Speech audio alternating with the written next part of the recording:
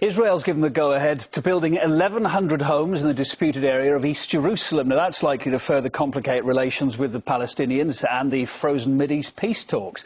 The EU reacted by saying the decision should be reversed. Let's talk to Jeff Halpin to discuss this. He's a political activist and co-founder of the Israeli Committee Against House Demolitions. Thanks ever so much for being with us, Mr. Halpin. The Israeli PM Benjamin Netanyahu says he wanted to meet Palestinian leader Mahmoud Abbas on the sidelines of the UN General Assembly. We're hearing now, this hour, Abbas has left New York. Do you think today's decision may have played a part in them not holding direct talks? Well, there's nothing to hold direct talks about. I don't think the Palestinians are going to fall into that trap again. What's good about what's happening in the UN, whichever way it plays out, is that we're at the end of negotiations. Negotiations have been a trap for the Palestinians.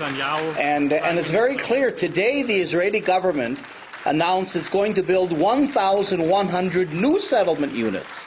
This is on about another 4,000 or 5,000 they've already announced for East Jerusalem in another part of East Jerusalem.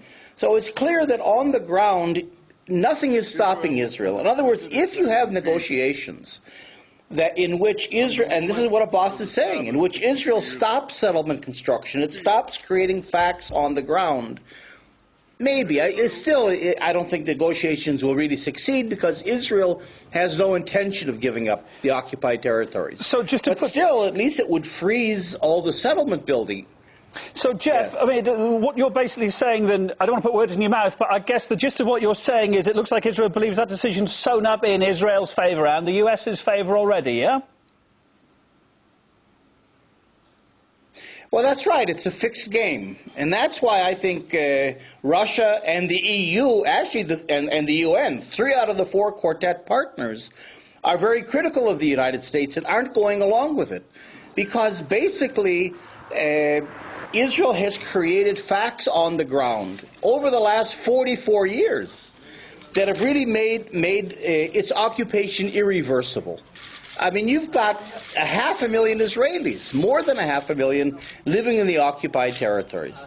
So that I can't possibly see how negotiations are going to end Israel's occupation. I don't see any pressures to get 500,000 people out, and I think that's what Abbas is saying. Jeff, negotiations are useless. Either you get out of our territory, period, or there's no point in going on with the process. Jeff, as you know, there's another huge school of thought that completely disagrees with that, and there's a huge school of people that look at it from the other side of the fence. We won't get into that argument now. I want to ask you some facts about how you think this decision today about these new houses will go down. Turkey's Prime Minister has already urged the UN to slap sanctions on Israel over it, and of course relations are already really strained over that Gaza aid flotilla incident where 9 Turkish activists were killed.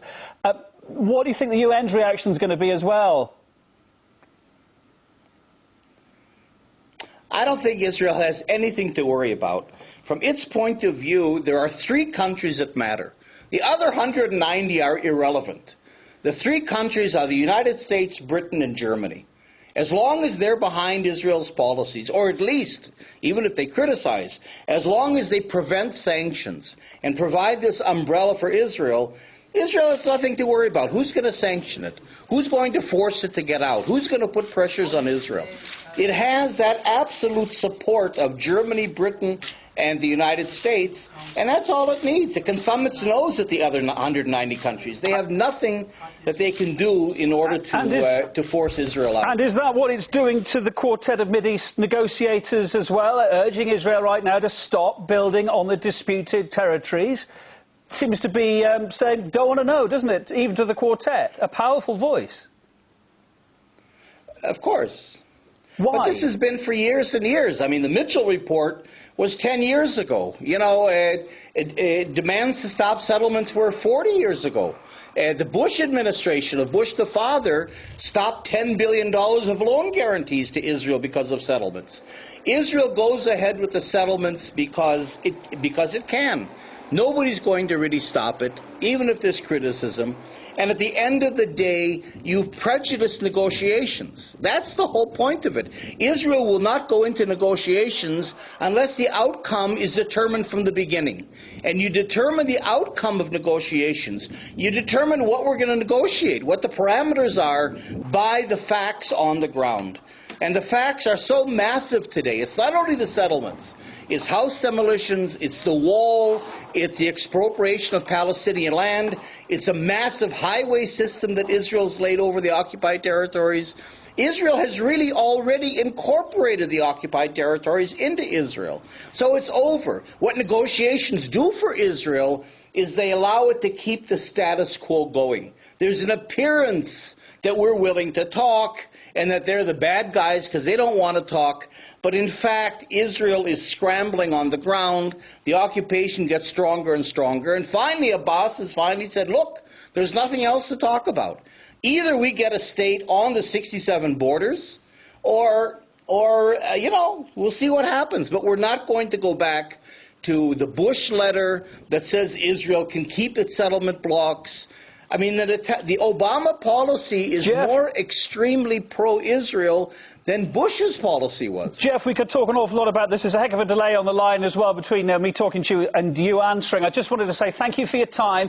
Jeff Halper, co-founder of the Israeli Committee Against House Demolitions. We could talk about this a lot longer, but as I say, we're out of time. Thank you.